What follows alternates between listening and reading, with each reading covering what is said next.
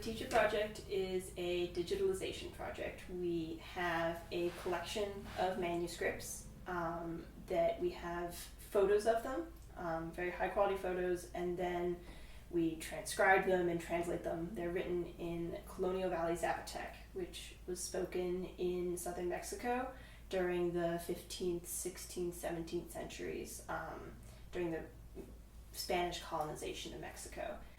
So the idea is that instead of having to go to an archive, you can go online, look at pictures of the documents themselves. You can look at a linguistic analysis of what's written there.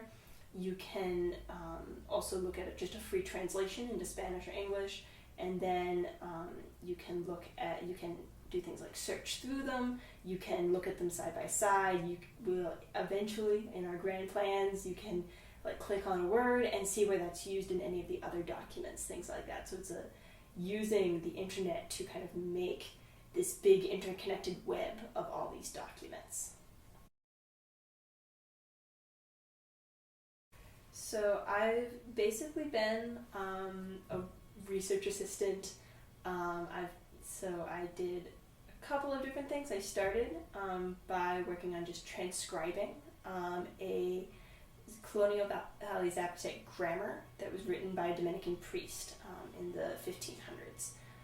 And then this past summer, what we started doing was using TEI, which is an XML, which is a markup language, to tell the computer what different parts of the text mean. So going through and marking that this word in the text is a Zapotec word, or this word is a Latin word, and writing, this is a Zapotec word that means this specific thing, writing this is, a weird archaic Spanish word, and here's a modern version of that word, to make it easier for kind of normal people to interact with this, because it's still a very hazy document, and if you don't know much about the history of Spanish, it can be very hard to read, and we don't want people to have to delve into weird Latin abbreviations in order to understand it.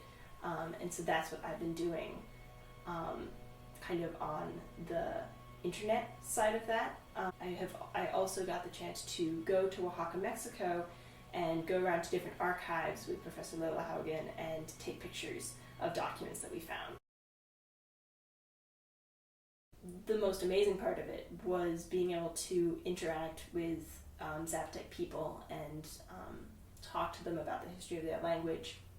And I had a very special experience that actually I got to have on my birthday while I was there. I went to an archive with two Zapotec women, Maria and Sol, and we went in with Professor Lola Haugen and had found these 3 documents that were there were, I think, 2 testaments, and one was a Catholic doctrine, and they were written in Zapotec, and we had never seen them before. No one else had really known that they existed. One of the archive people said, "Oh, I think I've seen something written in Zapotec, let me find it for you."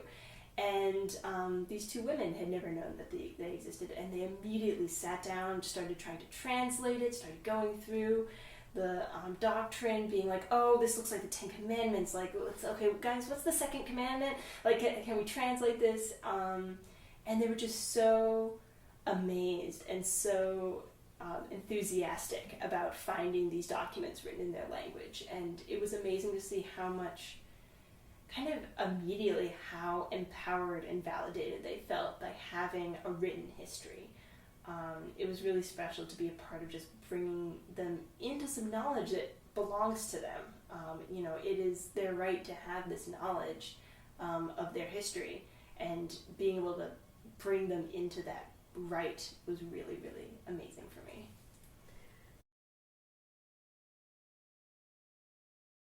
So this is a place where Professor Lola Haugen has just been incredibly helpful.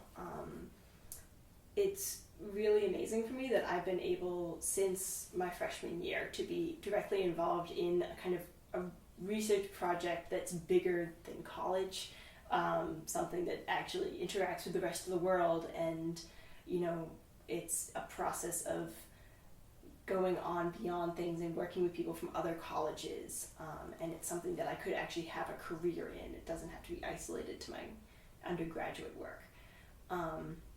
And so I'm really excited to be going on into graduate school and whatever else I do with the basis of having done research work, having actually gotten the chance to work in archives, having got the chance to work with speakers of Indigenous languages, to work with these documents,